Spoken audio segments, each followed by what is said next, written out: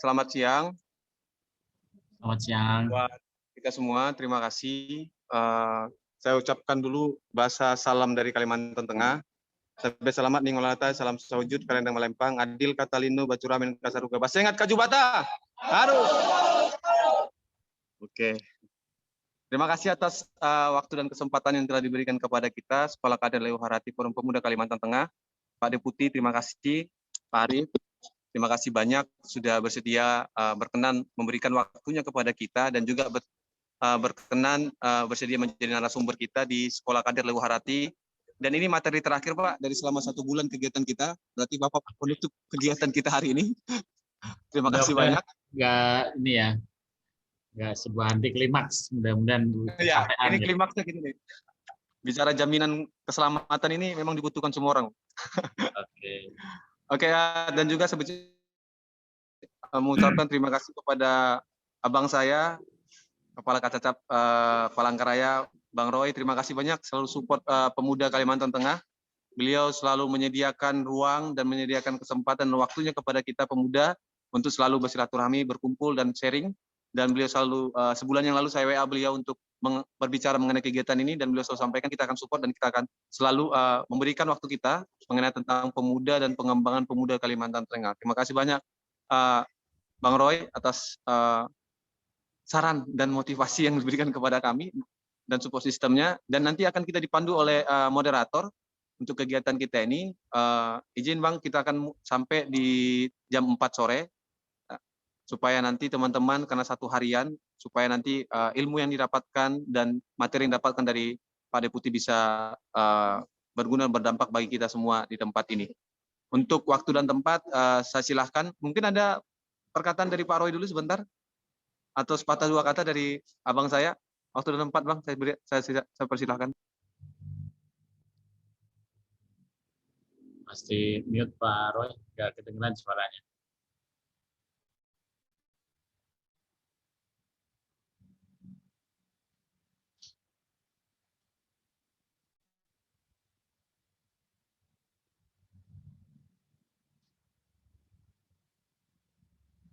Masih belum kedengar.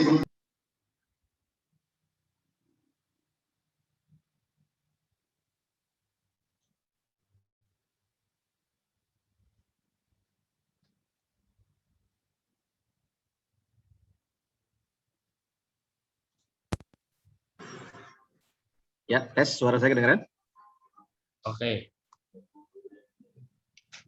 Ini memang beda pakai earphone sama langsung karena takut mengganggu. Ya, terima kasih Bang Petrus, yang terhormat Pak Deputir, Deputi Direktur Wilayah BPJS Tenagakerjaan Wilayah Kalimantan, yang kami hormati seluruh panitia, khususnya Bang Petrus ya, yang telah menyelenggarakan melalui Forum Pemuda Kalimantan Tengah. Hari ini kader-kader kita hadir luar biasa. Ya, selamat siang adik-adik semua. Apa kabar semuanya? Semoga selalu sehat ya. Sehat, sehat. Juga Abang Raja Manurung ya. Ini mungkin salah satu ketua yang lain yang ikut hadir ya. Pak Agung Pambudi sebagai jajaran dari kepala bidang kepesertaan di kantor cabang BPJS Tenagakerjaan Palangkaraya. Alhamdulillah, puji syukur kehadirat Tuhan Yang Maha Esa. Kita pada siang hari ini akhirnya mimpi-mimpi besar ya pemuda-pemuda Kalteng terrealisasi hari ini Pak Debir.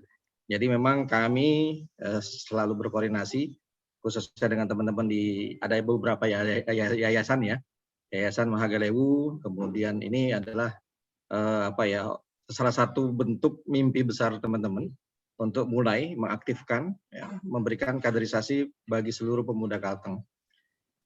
Dalam kegiatan hari ini, alhamdulillah kita dilibatkan. Ya, kami terima kasih juga sudah akhirnya BPJS Tenagakerjaan ikut bisa berkontribusi, paling tidak bisa mencerahkan dan menambah wawasan dan pengetahuan bagi seluruh calon-calon kader pemimpin ya Kalimantan Tengah yang hari ini ikut menjadi peserta. Mungkin tidak banyak karena mengingat waktu, akan lebih detail dan lebih cakrawala, akan lebih luas akan disampaikan secara akademisi dan keilmuan oleh Bapak Deputi Direktur kami, Mas Petrus. Semoga apa yang disampaikan dapat bermanfaat, dapat juga menginspirasi kita semua yang akhirnya dapat juga terlindungi dalam program jaminan sosial yang akan disampaikan pada siang hari ini. Atas waktu dan tempat serta kalau ada hal kurang berkenan saya memohon maaf. Terima kasih. Saya serahkan kembali ke Pak Petrus. Silakan Pak Petrus. Oke, baik. Terima kasih abang saya, Bang Roy. Terima kasih banyak. Dan saya akan serahkan juga ini kegiatan kepada moderator kita. Dan moderator, waktu dan tempat saya persilahkan.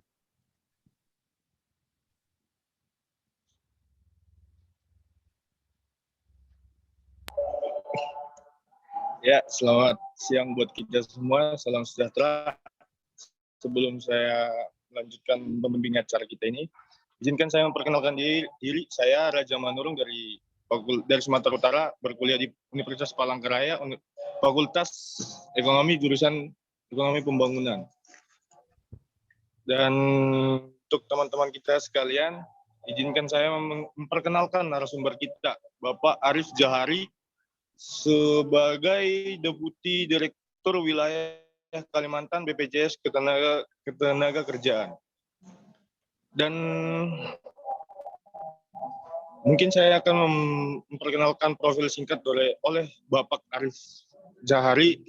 Pendidikan yang sudah Bapak tempuh oleh Bapak Jahari yaitu S1 Fakultas Ekonomi Universitas Gadjah Mada, S2 Marketing Manajemen Universitas Gadjah Mada, dan saat ini menjabat Deputi Direktur Wilayah Kalimantan BPJS Ketenagakerjaan. Dan pernah menjabat sebagai Asisten Deputi Direktur of Regional Office on Membership BPJS Ketenagakerjaan, Asisten Vice President Corporate Planning BPJS Ketenagakerjaan, Asisten Vice President Manajemen System Development, Manager of Development Management System PT Jam Sostek, dan juga Organisasi Development Officer PT Jam Sostek. Dan buat teman-teman sekalian, Bapak Arif Jahari akan membawakan topik yaitu jaminan negara terhadap keselamatan kerja rakyat Indonesia. Mungkin untuk Bapak Arif Jahari bisa menjelaskan lebih detail tentang topik yang sedang Bapak bawakan. Terima kasih. Waktu saya berapa lama, Bang Raja Manurung?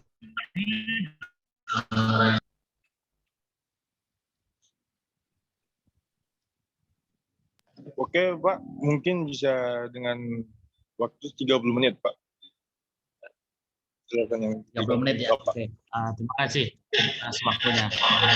Assalamualaikum warahmatullahi wabarakatuh. Selamat sore, salam sehat, salam sejahtera buat kita semua. Yang saya hormati Pak Royan Huda, Kepala Kantor Cabang Palangkaraya BPJS Ketenagakerjaan, Pak Bang Raja Manurung, Bang Petrus, kemudian rekan-rekan, saya panggil rekan-rekan ya, teman-teman semua. Ada Mas Agung, kemudian juga yang ada di ruangan, di teman-teman Forum Pemuda Kalimantan Tengah. Salam sehat semuanya, semoga kita selalu diberikan kesejahteraan, keselamatan, sehingga sampai sore hari ini kita bisa ketemu.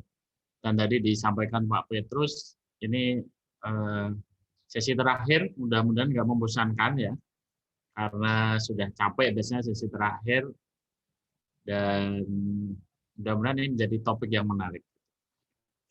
Baik, saya diberikan tema terkait perlindungan untuk pekerja Indonesia, itu seperti apa sih? Nah, itu akan saya coba gali mulai dari hasil sensus dan seterusnya. Silakan untuk di-share materi saya. Lanjut. Lanjut, next slide.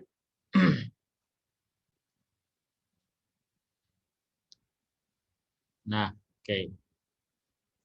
oke, teman-teman semua, kalau kita lihat yang hadir itu masih muda-muda gitu, mengingatkan saya dulu waktu saya juga masih zaman kuliah, masih culun-culun gitu kan, masih belajar ini itu, ikut aktivitas ke sana kemari, dan jangan menyesal karena itu akan memperkaya pengalaman kita, meningkatkan kapasitas kita terkait bagaimana negosiasi, berkomunikasi dengan orang-orang, dengan yang lebih senior, rekan-rekan sebaya kita, dan yang lain. Jadi kalau teman-teman sekarang aktif di kegiatan-kegiatan semacam ini, nikmatilah itu sebagai satu proses yang mencerahkan, sebagai satu proses yang mendewasakan kita, gitu, sehingga nanti waktunya tiba kita udah siap untuk menjadi seseorang yang hebat, gitu ya. Nah, saya ingin memulai, kira-kira kalau tenaga kerja itu seperti apa? Kita lihat profilnya. Teman-teman lihat di sebelah kanan, hasil sensus penduduk 2020 yang dirilis kemarin di 21 Januari 2021 oleh BPS. Kita lihat hasil sensusnya ada 270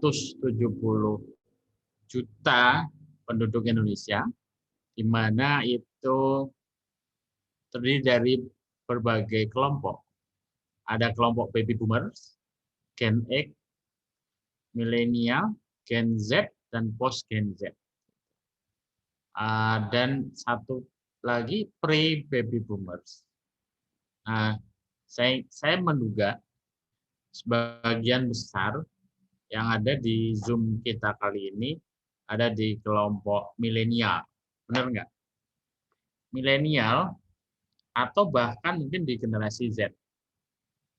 Milenial itu yang lahir di tahun 81 sampai 1996. 1996. Mungkin yang ini yang udah senior-senior gitu ya. Saya nggak tahu Mas Petrus itu berapa umurnya, Mas Bang Raja Manurung tuh juga berapa gitu. Kalau Pak Roy sih saya yakin cukup ini ya. Berapa Bang Petrus usianya? 25. 25, berarti masuk di gen milenial lah ya. Nah, itu masuk di kelompok 25%, 25,87%. Ada kelompok lain, yaitu di mungkin sebagian besar yang duduk di depan di generasi Z, ya, 8 sampai 23 tahun. Dan seterusnya. Kalau di post Gen Z saya yakin nggak ada, dan baby boomers juga nggak ada, saya yakin. Yang ada mungkin generasi X. Nah, ini mungkin saya, Pak Royan Huda, saya nggak tahu Mas Agung Pambudi ini di usia berapa. Dugaan saya Mas Agung di kelompok milenial, 81 sampai 96. Oke, dari jumlah tersebut, maka tersebar di beberapa wilayah. Kalau kita lihat Kalimantan ya, saya ingin mensoroti ini di Kalimantan, itu 6,15%. Dan di Kalimantan Tengah sendiri, itu ada 2,6 juta, yang laki-laki 1,3 juta, yang perempuan 1,2 juta. Nah, perbandingannya, ini yang laki-laki boleh GR. Nggak boleh GR ya. Karena sekarang, kalau dulu kan wanita lebih banyak, sekarang pria lebih banyak di Indonesia. Perbandingannya 102 dan 100. 102-nya penduduk laki-laki dan 100-nya penduduk perempuan. Nah, dari jumlah itu, 70%-nya itu ada di usia produktif, 15 sampai 64 tahun. Di mana usia produktif ini dianggap sebagai usia yang siap bekerja dan menjadi pasar bagi tenaga kerja. Usia-usia yang sewajarnya mereka bekerja, atau kalau nggak bekerja lagi menuntut kuliah. Seperti itu. Lanjut. Kalteng sini ada 2,6 juta. Nah, sekarang sudah setahun kita mengalami COVID, dan COVID ini dampaknya sangat besar bagi Indonesia. Dan kita lihat ekonomi mengalami resesi, 2 periode berturut-turut mengalami minus pertumbuhan ekonominya, dan khususnya bagi tenaga kerja ada 29 juta penduduk di usia kerja yang kena PHK, di mana itu terbagi 24 juta itu bekerja tapi mengalami pengurangan jam. Misal kalau pabrik itu ininya dikurangi waktunya atau bergantian karena memang customer-nya sedikit, produksinya sedikit. Atau bahkan malah dihentikan atau di PHK atau sementara diberhentikan. Misal di industri hotel, belum industri entertainment, retail, dan yang lain. Semuanya hal-hal yang saya sebutkan tadi, ininya berkurang secara drastis. Nah, lanjut. Tantangan kita. Next. Selain COVID tadi, COVID-19, ada juga guncangan yang lain. Kalau COVID itu mengguncang ekonomi, awalnya kan kesehatan ya, krisis kesehatan kan ada virus, sehingga kita nggak boleh keluar-keluar, di rumah saja, menerapkan social distance awalnya, sehingga berdampak pada kegiatan ekonomi yang berkurang. Jadi kalau menurut Khatib Basri, dan ini diamini oleh sebagian besar ekonom, itu terjadi penurunan supply and demand, di mana demand-nya berkurang karena orang nggak pergi keluar, orang misal lebaran nggak boleh mudik, industri angkutan berkurang. Terus kemudian permintaan terhadap baju, terhadap leisure, wisata, dan yang lain berkurang. Sehingga mengurangi jumlah, mengadjust jumlah supply dari perusahaan-perusahaan. Pabriknya dikurangi jamnya karena produknya nggak laku. Dan seterusnya, BBM dikurangi, dan seterusnya, sehingga supply and demand ini berkurang semuanya, sehingga pertumbuhan ekonomi turun. Terjadi guncangan ekonomi, guncangan sosial, krisis kesehatan, dan sebagainya. Mudah-mudahan ini segera bisa berakhir. Kemudian yang lain, ada guncangan sebelumnya, bahkan sebelum COVID ini terjadi, ada industri 4.0, perubahan otomasi, di mana sebagian besar pekerjaan itu berkurang pegawainya. Kalau dulu kita lihat ada yang orang-orang dulu ya suka lihat TV, ada iklan Sonsi. Sonsinya mana gitu. Di tol masih ada penjaga-penjaga yang cantik-cantik gitu. Kita bayar. Sekarang otomatis kalau di tol, cobain teman-teman di kalau Kalimantan itu ada di Balikpapan, Samarinda. Sudah otomatis. Kalau di Jawa banyak juga. Udah pakai e-money, pakai yang lain. Pekerjaan itu akhirnya hilang. Kemudian yang ada banyak lagi pekerjaan yang akan di slide berikutnya akan saya perlihatkan. Yang ketiga adanya berakhirnya bonus demografi. Kalau nanti akan saya lihatin juga dependensi rasio kita atau ketergantungan dari kita usia produktif compare ke usia yang nggak produktif. Kemudian juga banyak terjadi bencana. Nah ini challenge bagi kita, berkurangnya supply tenaga kerja maupun jumlah permintaan tenaga kerja, berubahnya skill yang dibutuhkan karena industri 4.0, terus berkurangnya jumlah usia produktif teman-teman semua. Dan ada banyak bencana di kita karena kita ring of fire, ada banjir, gempa, gunung meletus, dan yang lain.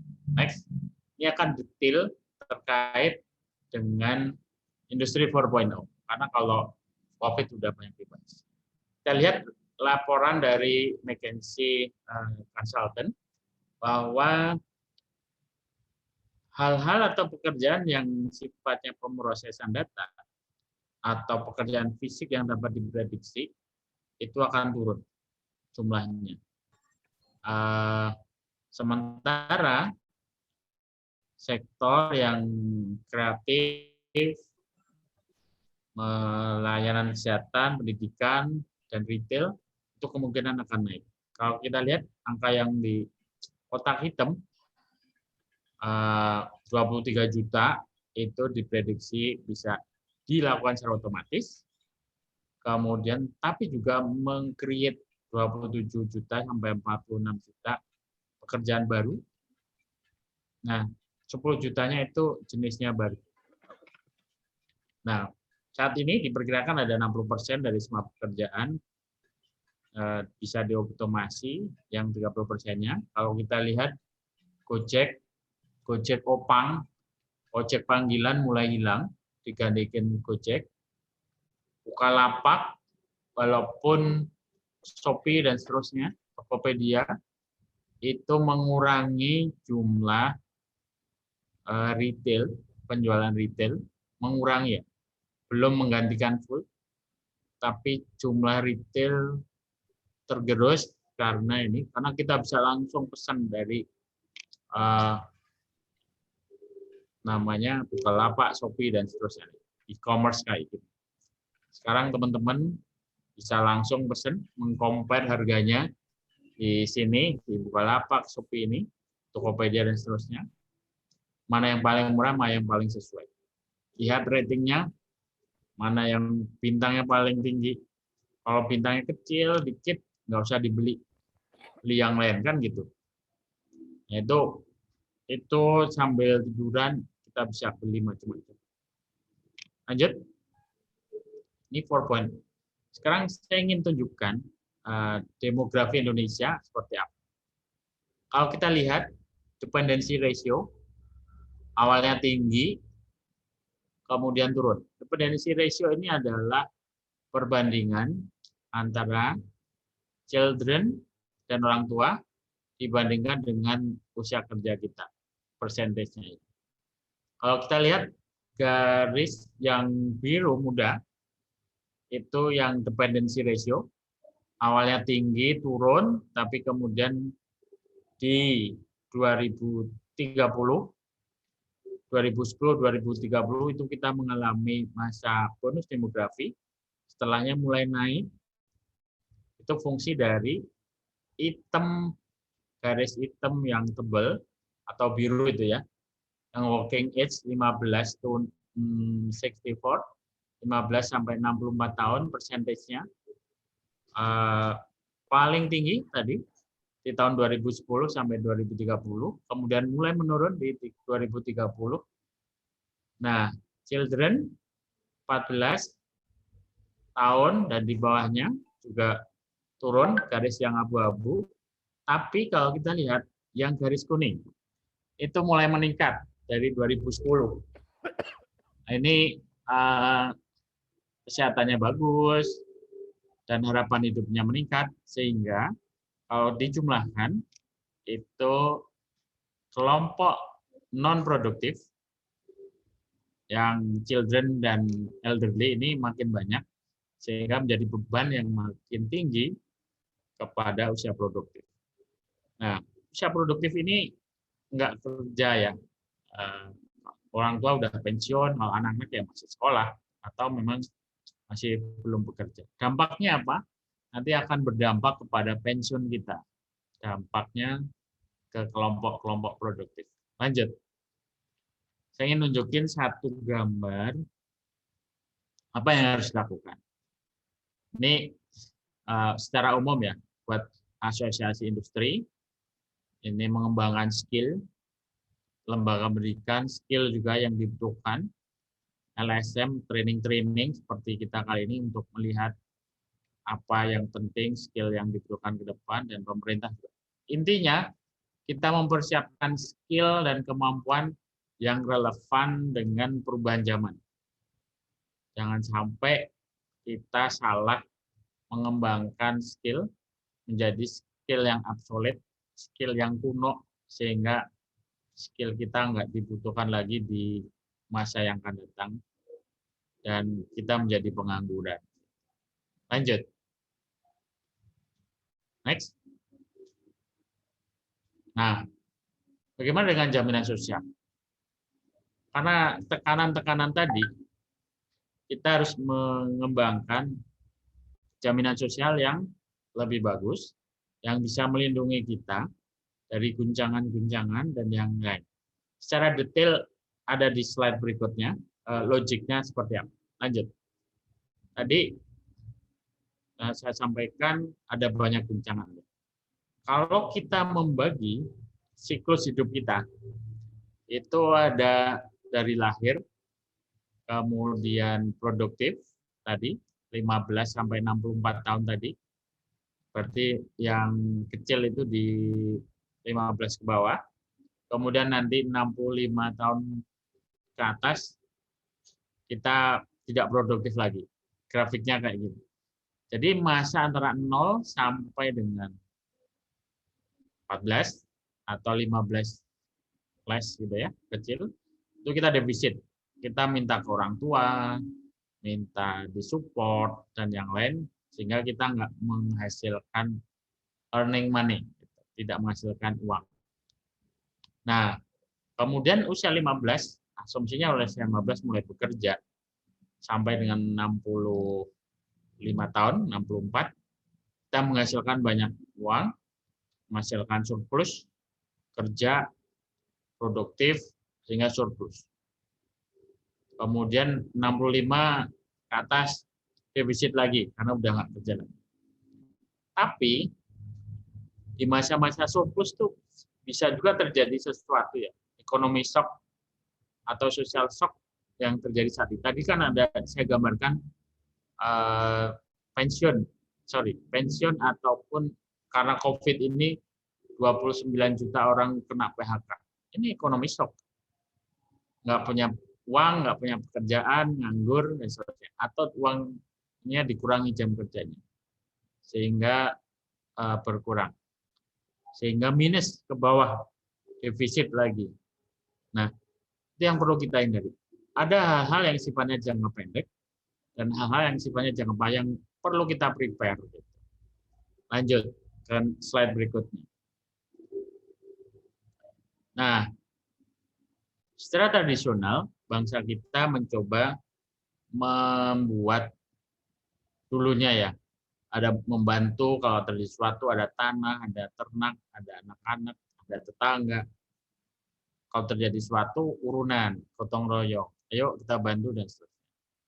Nah, ini perlu secara tersengaja, disengaja, direncanakan kita membuat semacam tabungan.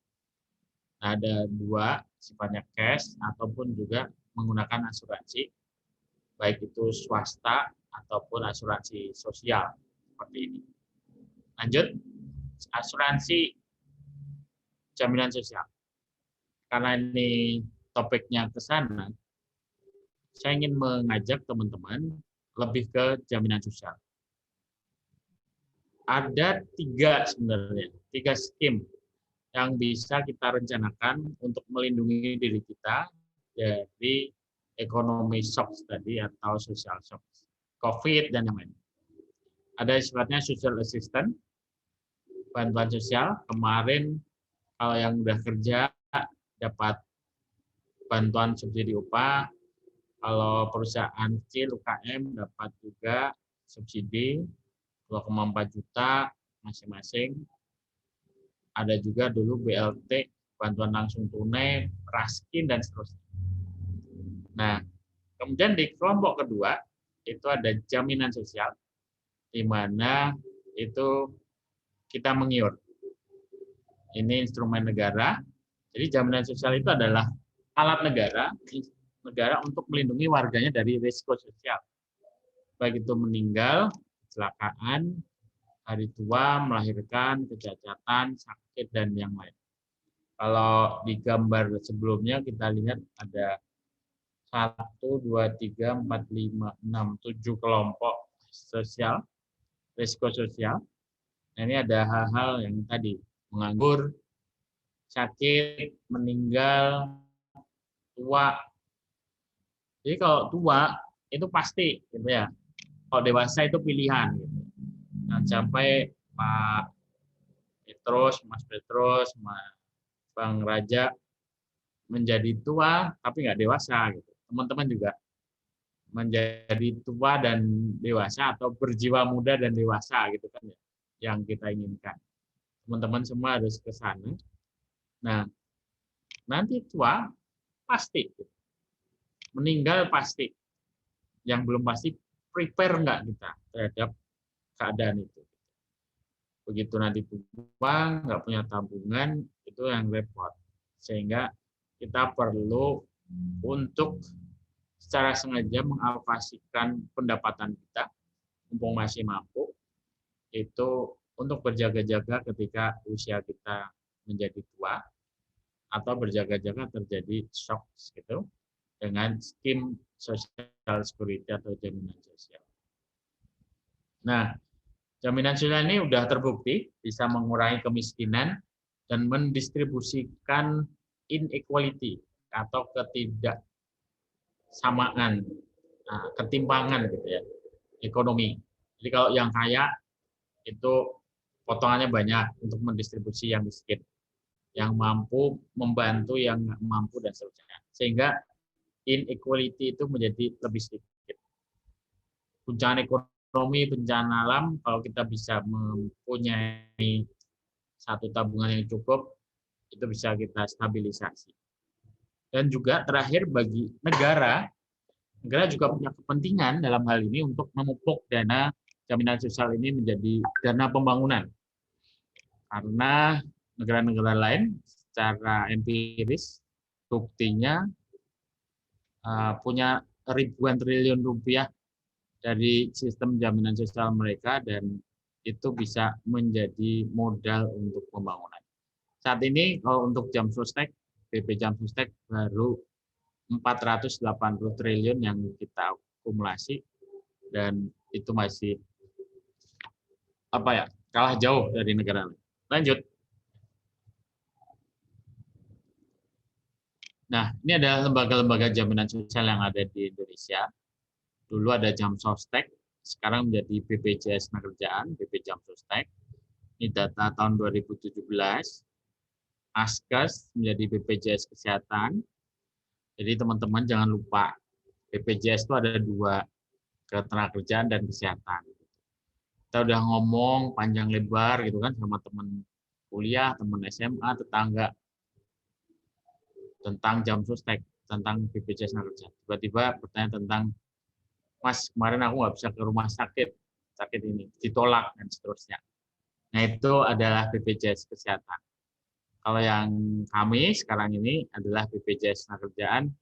Nanti ada 4+1 produk yang akan coba saya tampilkan secara ringkas untuk memberi gambaran besar dulu ke teman-teman.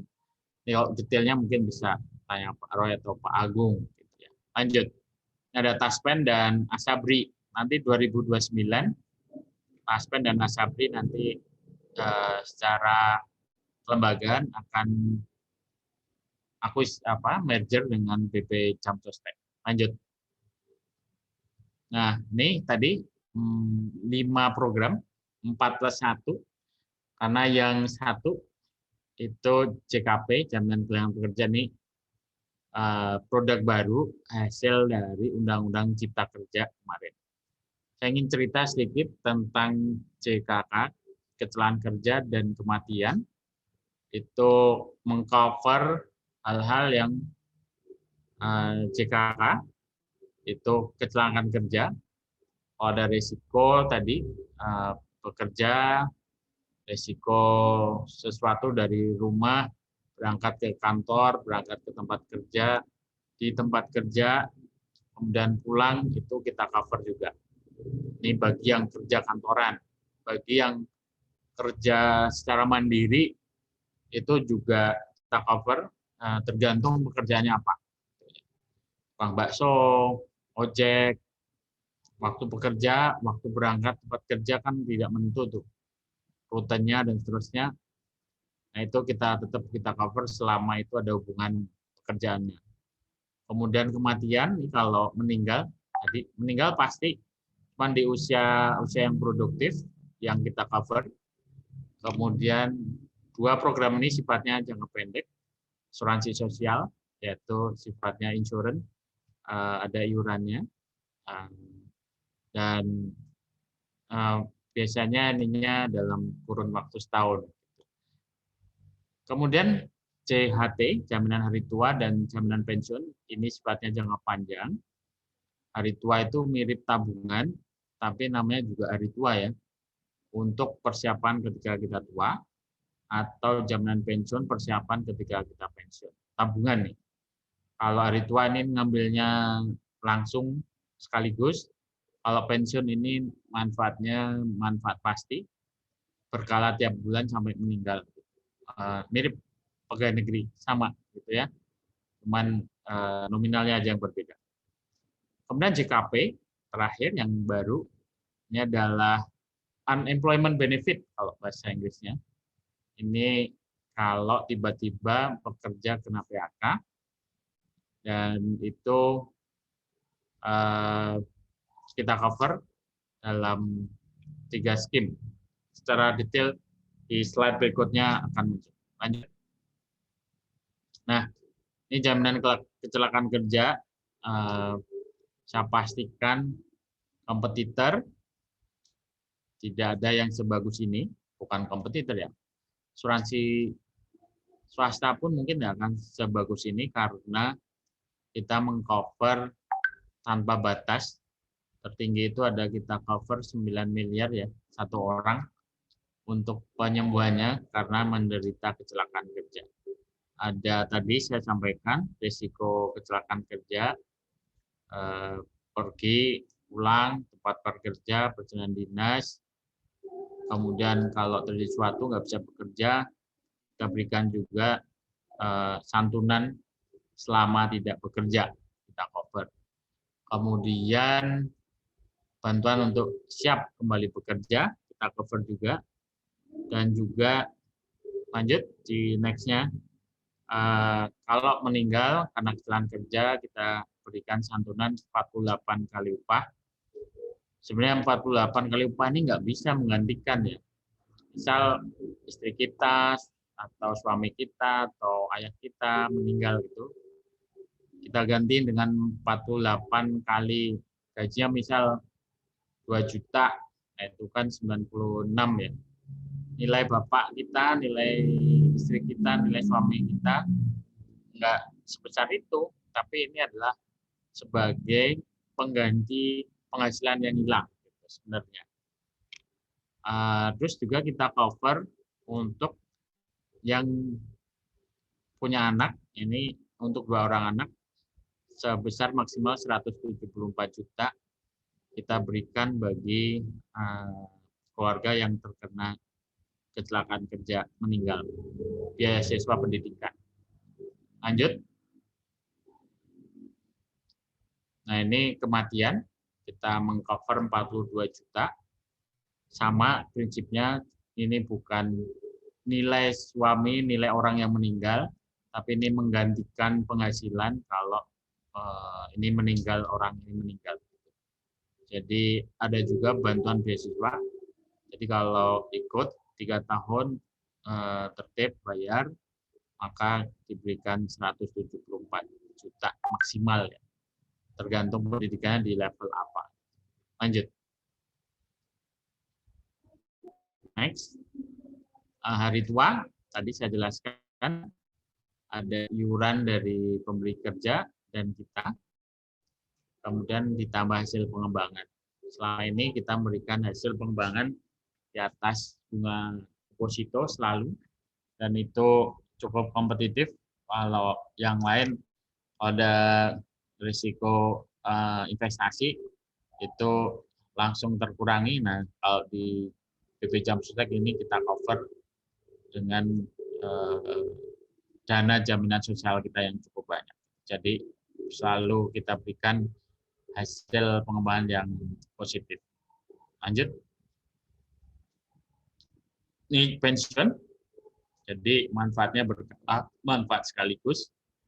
Pensiun itu sebenarnya 2 manfaat, iuran pasti atau manfaat pasti. Iuran pasti itu kayak tabungan, berapa yang diiur, nah itu yang dipastikan dapatnya. plus pengembangan. Kalau manfaat pasti, manfaatnya yang dipastikan NIOR plus nanti dapatnya manfaatnya apa yang kita jadikan dari jam sostek itu. Nanti tiap bulan berkala sampai meninggal atau turun ke anaknya.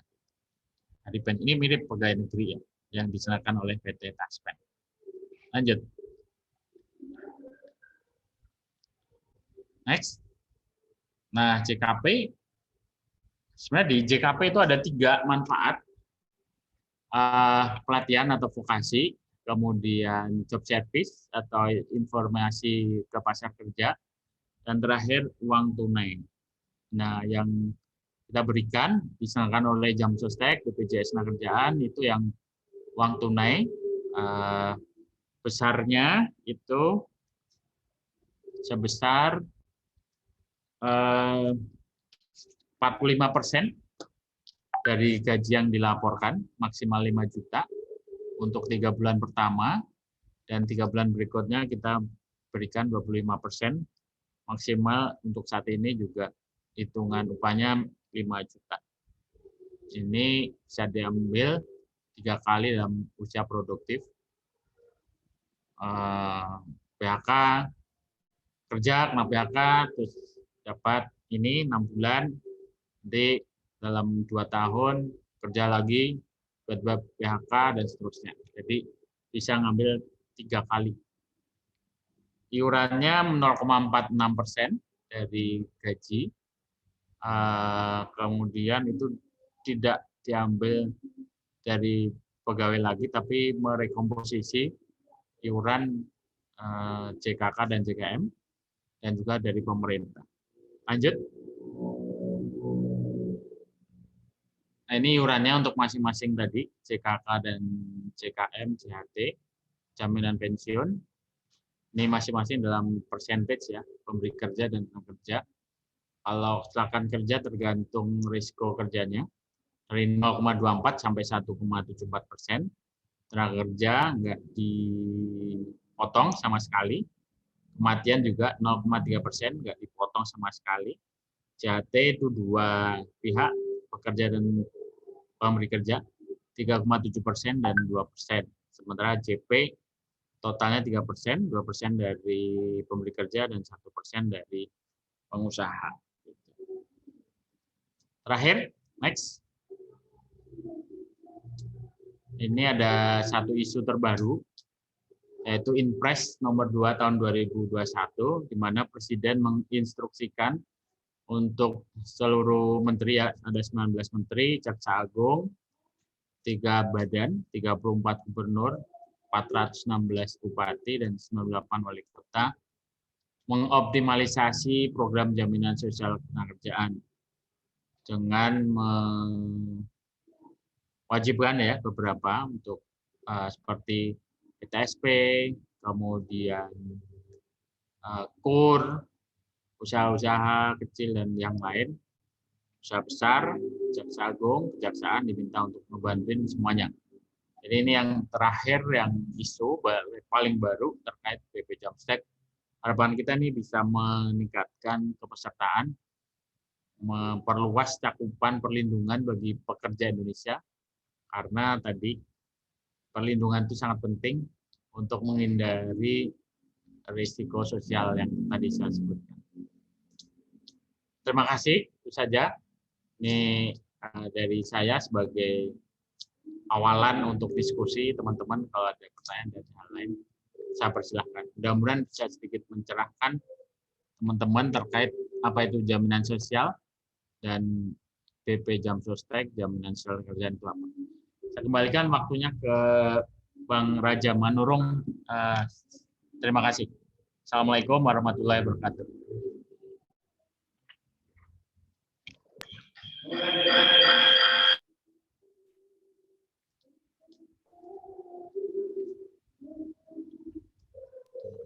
Baik, terima kasih buat Bapak Arif Jahari yang telah menyampaikan apa itu BPJS Ketenagakerjaan dan bagaimana sistem kinerja BPJS Ketenagakerjaan, produk-produk apa saja yang ada di BPJS Ketenagakerjaan, dan juga apa jaminan yang diberikan oleh BPJS Ketenagakerjaan. Dan saya mohon izin, mungkin teman-teman di sini ingin menanyakan sesuatu tentang apa materi yang sudah Bapak sampaikan. Dan mungkin untuk sesi pertama saya memberi kesempatan untuk 3 orang. Buat teman-teman, apa ada yang ingin menanyakan? Teman-teman?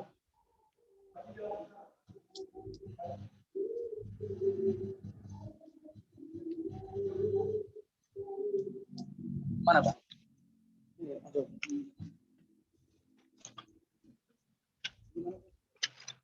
Baik, ada yang ingin bertanya? Silakan.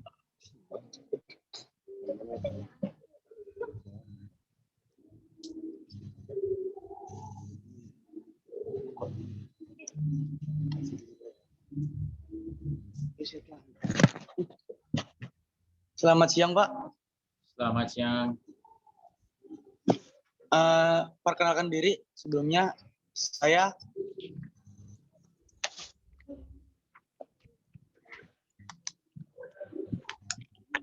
kedengaran ya?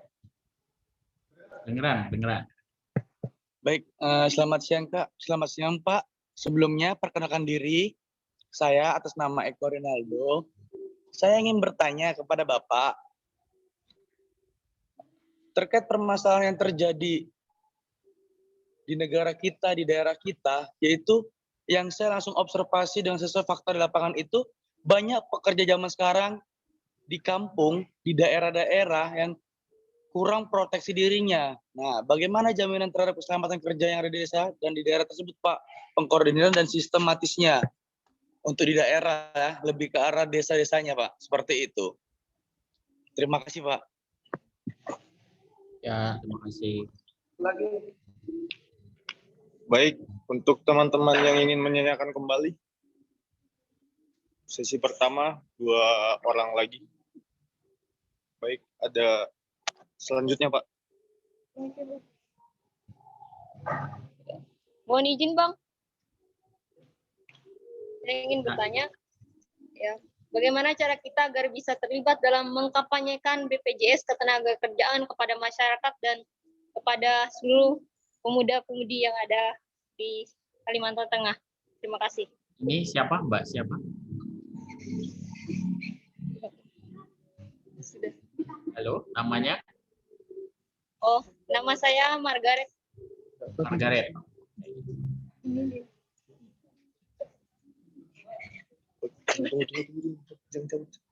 Oke, baik. Sisa kepada teman yang 1 orang lagi ingin menanyakan.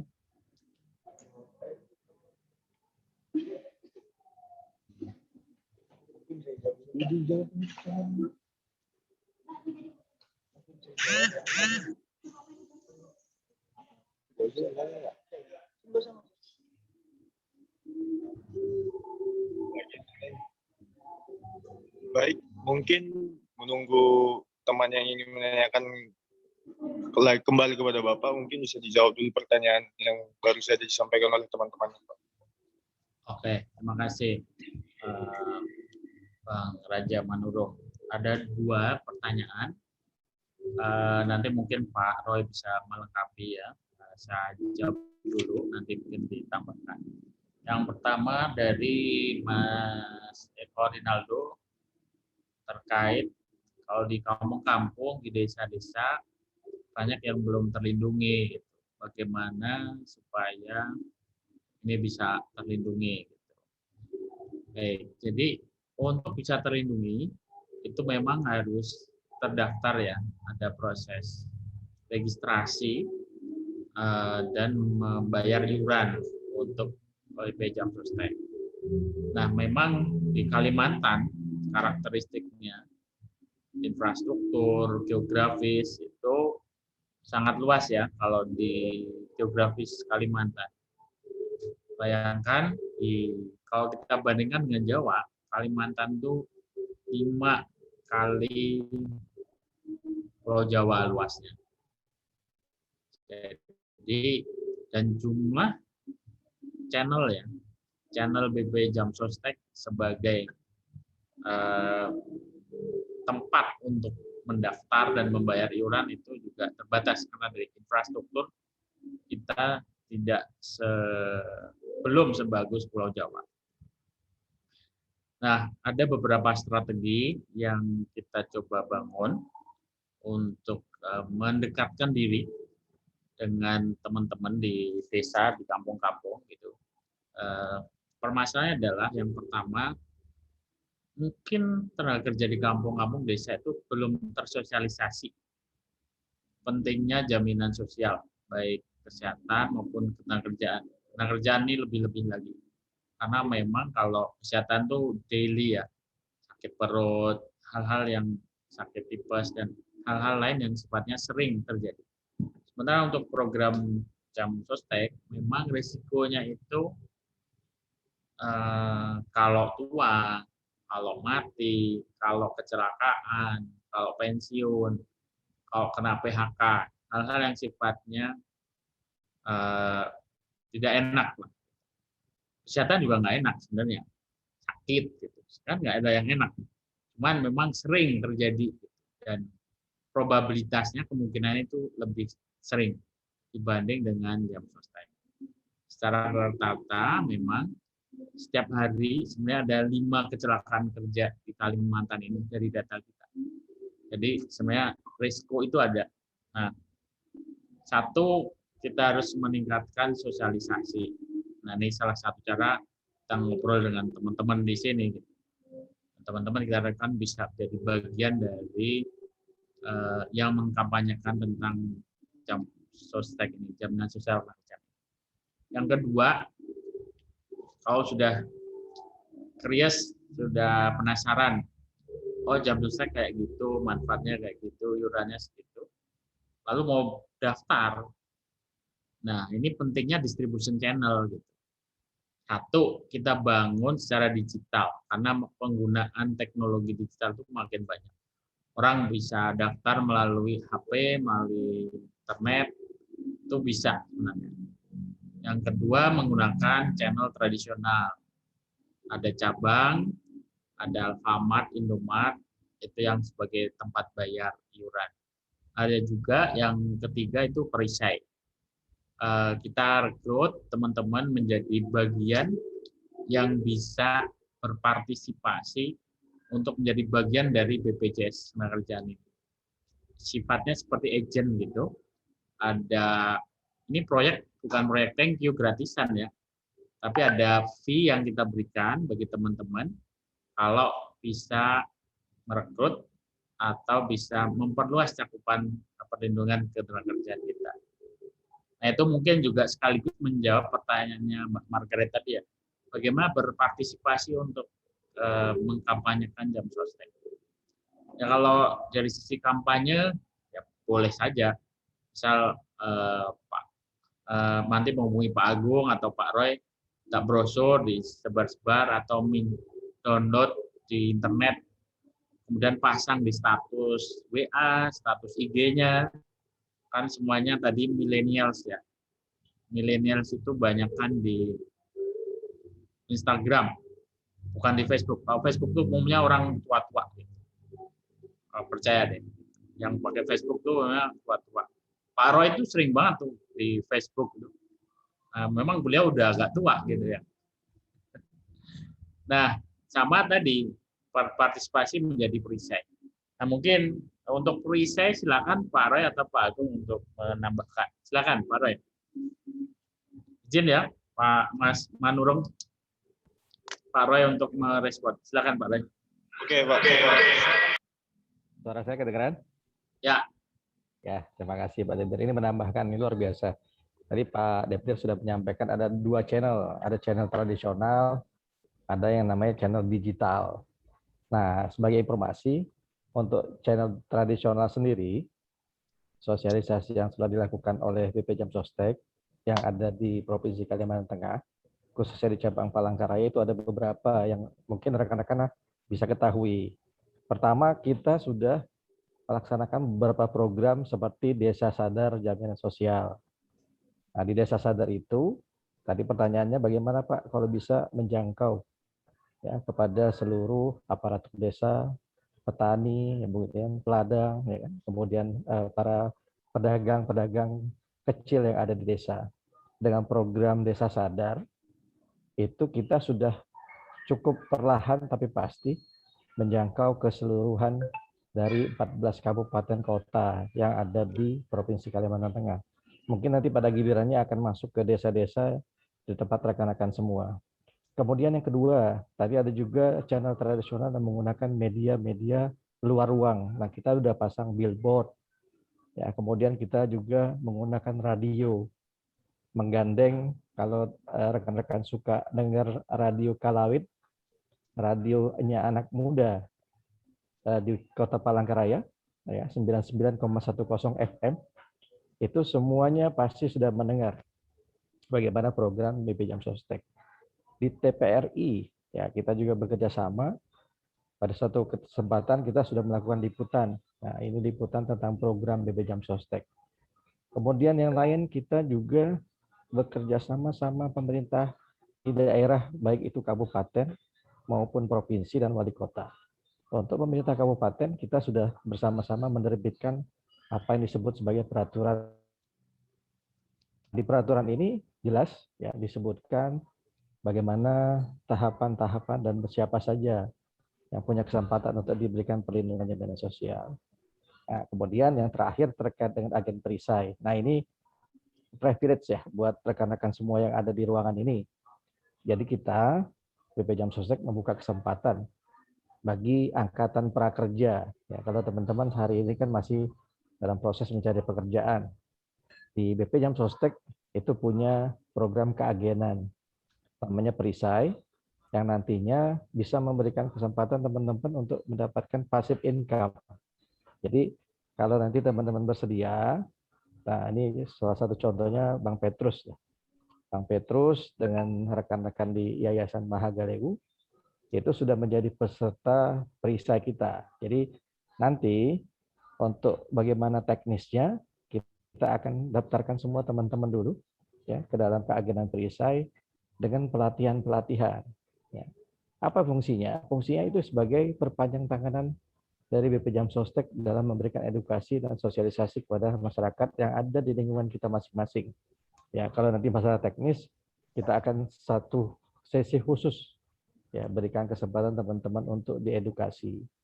Memang nanti ada pengisian formulir, ya, ada juga nanti kita ikutkan untuk membuka rekening, ya, perbankan yang akan menjadi rekening tampungan. Kalau teman-teman sudah aktif menjadi perisai, ya, menghasilkan kepesertaan, nah ada fee-nya. Tadi Pak Deputi sudah bilang bukan program hanya program omong kosong, bukan program thank you saja. Ini kita konkret memberikan kesempatan semakin produktif teman-teman mengedukasi, ya, menjaring semua kepesertaan di lingkungan kita sebagai peserta, maka kesempatan opportunity kita mendapatkan passive income yang besar itu ada di depan mata kita. Itu mungkin kalau sebagai tambahan. Pak Agung silakan jika ada yang ingin tambahkan. Iya, terima kasih Pak Royan, terima kasih Pak Deputi Direktur, terima kasih Bang Petrus dan tim teman-teman dari Forpeka melengkapi apa yang sudah disampaikan oleh Pak Arisari dan Pak Royan Huda. Jadi terkait dengan strategi kami di BP Jam Sostek Cabang Palangkaraya dalam perluasan kepesertaan, terutama untuk peserta yang tadi ya domisilinya di wilayah pedesaan, ini juga sebagai langkah nyata kami Pak Dedir bisa menjadi report juga bagi kami di Cabang Palangkaraya. Jadi terkait dengan dua hal, yang pertama Inpres nomor 2 tahun 2021, kami melihat bahwa dalam hal mengeksekusi kepesertaan BP Jam Sostek ini di desa-desa tentunya ini tidak dapat semuanya kami eksekusi sendiri. Makanya kami melibatkan organisasi-organisasi kepemudaan di wilayah Kalimantan Tengah, kemudian juga organisasi-organisasi pekerja yang nantinya harapannya ketika ada satu instruksi begitu dari pengambil keputusan tertinggi di wilayah provinsi maupun di kabupaten atau kota, ini dieksekusi tidak hanya oleh BP Jamsostek saja, tapi oleh seluruhnya gitu. Dan BP Jamsostek juga dapat menjadi sarana fasilitator bagi organisasi kepemudaan tentunya untuk berkembang dengan mereka menjadi kantor perisai begitu Pak, atau menjadi agen-agen perisai kita. Jadi kontribusi fee keagenan 7,5% ini dapat dipakai untuk mempertahankan atau meningkatkan begitu aktivitas yang ada di setiap organisasi ini agar tetap continue karena adanya fee dari BP Jamsostek. Kemudian untuk di desa sendiri juga ada program Padat Karya Tunai Desa. Ini menjadi salah satu program baru di tahun 2021 ini. Kami juga akan menyambut program ini dengan mempersiapkan mahasiswa di Universitas Palangkaraya, Universitas Muhammadiyah, dan yang lain.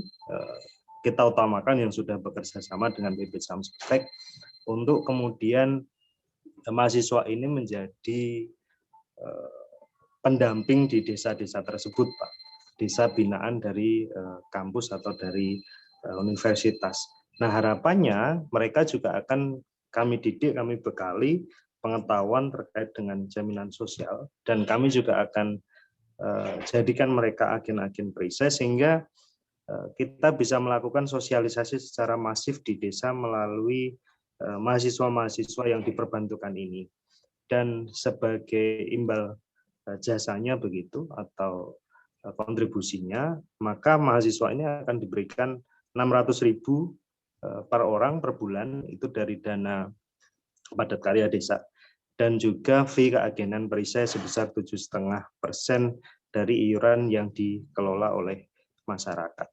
Jadi ini menjadi salah satu rencana kami, strategi kami di tahun 2021, dan juga untuk menjawab adanya Inpres 2 tahun 2021 tadi yang sudah Pak Depdil singgung. Nah, ini harapannya ForPK juga bisa ikut aktif setelah kegiatan ini. Kita akan bersinergi, kita akan berstrategi bagaimana agar program jaminan sosial ini bisa menjadi primadona begitu di Kalimantan Tengah, dan kita bisa sama-sama saling mengambil manfaatnya.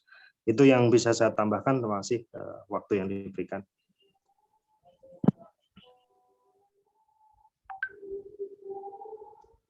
Oke, mungkin cukup ya, Pak Roy. Kita kembalikan ke Bang Raja Manurung. Silakan. Sesi berikutnya mungkin.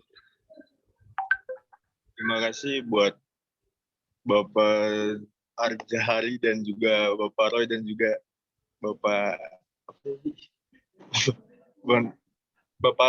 Agung yang jelaskan begitu detailnya dan sampai mengajak mahasiswa ikut terjun langsung mensosialisasikan BPJS Ketenagakerjaan, program-programnya ke desanya masing-masing. Mungkin sampai di sini. Ada yang mau menambah pertanyaan satu lagi, Pak?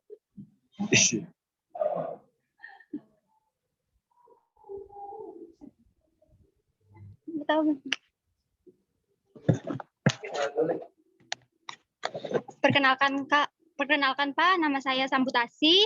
Saya di sini ingin bertanya, yang pertama, apa saja sih syarat untuk menjadi peserta BPJS Ketenagakerjaan?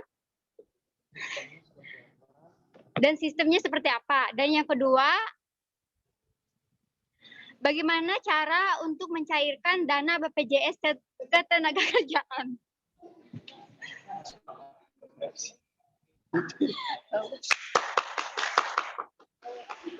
Pak Agung, silakan Pak Agung. Langsung Pak Agung lah ya. Baik. Terima kasih, Pak. Langsung saya jawab ya. Kalau terkait untuk syarat pendaftaran, tadi sudah Pak Depdil singgung, syaratnya cukup KTP. KTP, kemudian kalau ada KK silakan dilampirkan, tapi wajibnya itu KTP, eKTP. Dan kemudian ada formulir yang harus diisi, formulir 1A namanya, formulir pendaftaran tenaga kerja baru. Dan juga ada apa tadi ya, iuran ya tentunya yang harus dibayarkan, dan nomor handphone juga harus dilampirkan. Itu saja syaratnya untuk pendaftaran baik perorangan maupun ke badan usaha. Nah, agak berbeda kalau dengan badan usaha, berarti harus dilampirkan dengan surat izin usahanya, SIUP-nya. Kalau usaha laut ya berarti SIUPAL begitu, SIUP atau SIUPAL. Kemudian juga dengan NPWP, nah itu yang harus juga dilampirkan, dan ada formulir 1 pendaftaran badan usaha. Dan juga melampirkan data upah tenaga kerja, dan kami sesuai dengan ketentuan perundang-undangan, upah yang dilaporkan tidak boleh lebih rendah dari UMK atau UMR yang berlaku di suatu wilayah.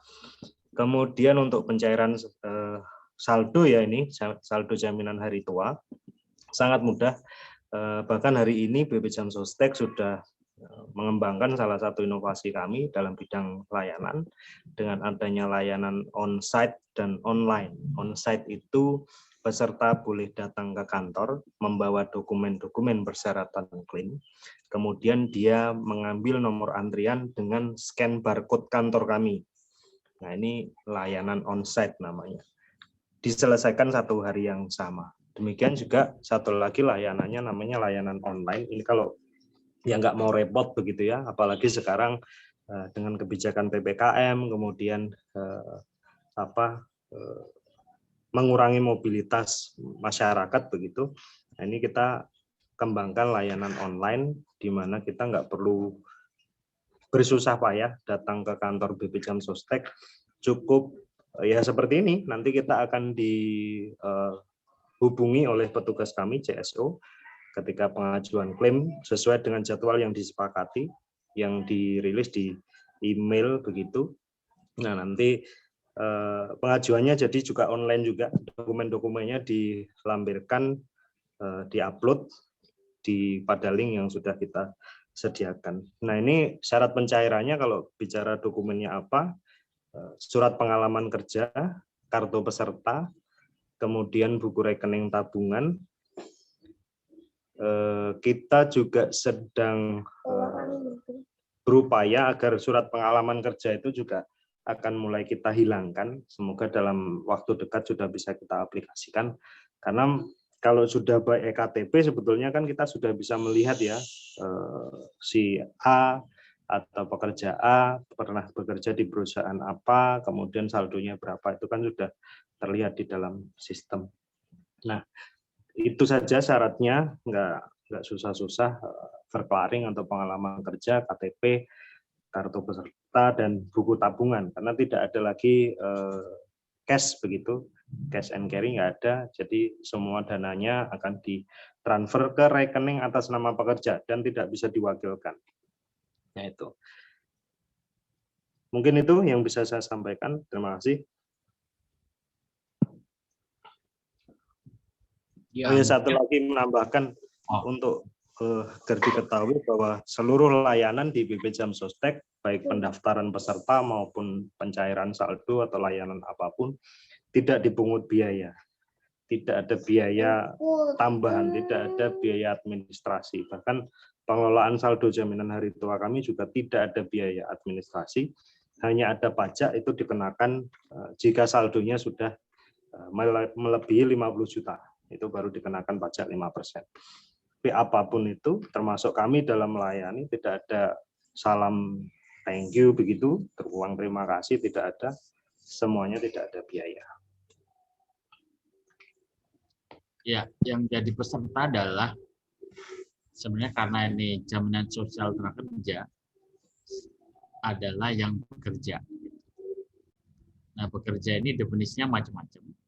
Ada yang bekerja di perusahaan, di pekerjaan formal seperti itu, atau bekerja secara mandiri, yang usaha-usaha warung, tukang ojek, tukang bakso, semua yang bekerja itu sebenarnya wajib ikut BP Jam Sostek biar terlindungi karena ada risiko di sana.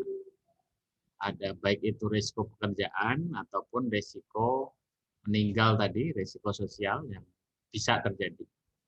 Atau juga bagi teman-teman yang lagi magang di usaha-usaha tertentu, atau buka warung di rumah, itu bisa daftar menjadi peserta. Sebenarnya wajib menjadi peserta BPJS Ketenagakerjaan Jam Sostek. Karena tadi, kenapa sih kita harus ikut jaminan sosial? Ada resiko-resiko yang tadi saya sampaikan. Resiko tua, resiko kecelakaan kerja, resiko yang mostly ya, karena meninggal itu ke sana. Kalau tua tadi saya ulang, tua itu pasti gitu kan, saya ulangi. Dan itu perlu kita persiapkan. Kita nggak selamanya akan produktif bisa bekerja, dan itu menjadi sebuah kepastian. Kita harus nyiapin dana ketika kita masuk ke usia tua. Nah, bekerja aja kadang-kadang masih nggak cukup gitu. Terjadi risiko sosial tadi, kecelakaan di jalan, kecelakaan di tempat kerja, dan yang lain, sehingga itu perlu kita persiapkan karena ada distribusi baik dari yang kaya ke yang kurang mampu, yang sehat ke yang kurang sehat, yang kuat ke yang lemah. Sehingga prinsip gotong royong itu bisa kita lakukan membantu ke teman-teman kita yang kurang beruntung. Seperti itu. Saya kira itu.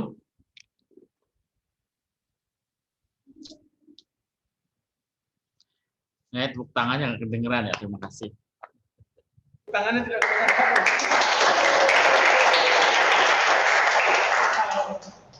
Kemut Bang, kemut.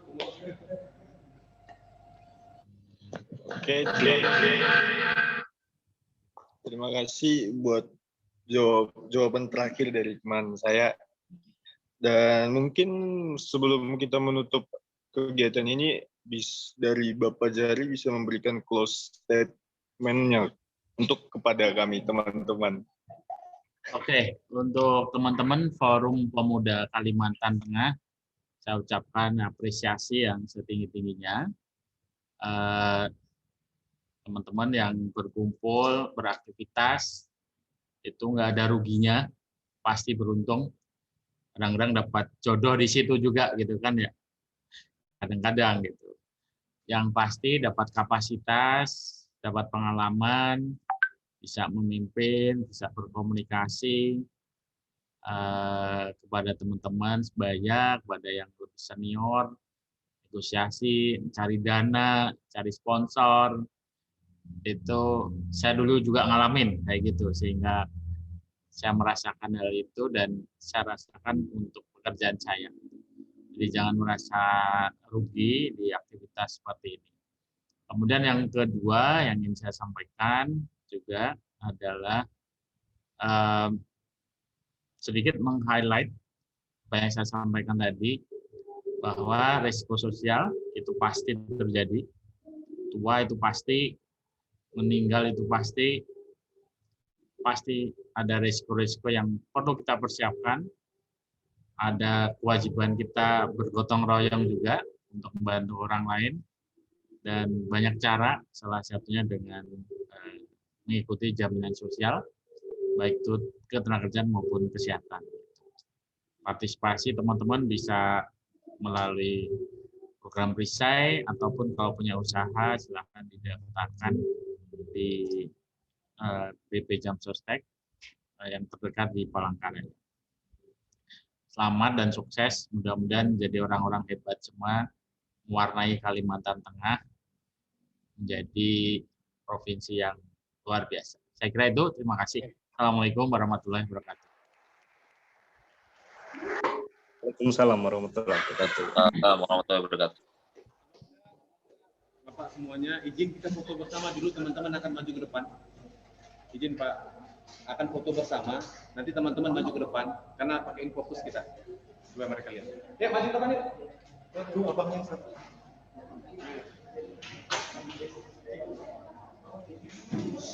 Yuk teman-teman, yuk.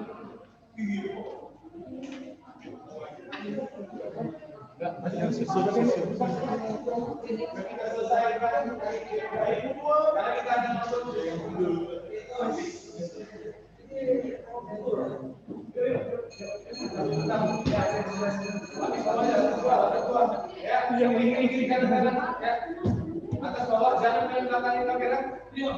Maju. Ya. Maju lagi ke sana.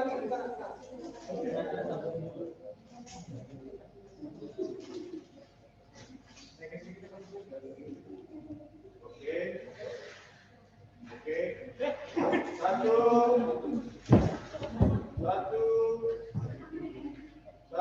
dua, tiga ya. Satu, dua, tiga ya. Oke, aman. Buka masker.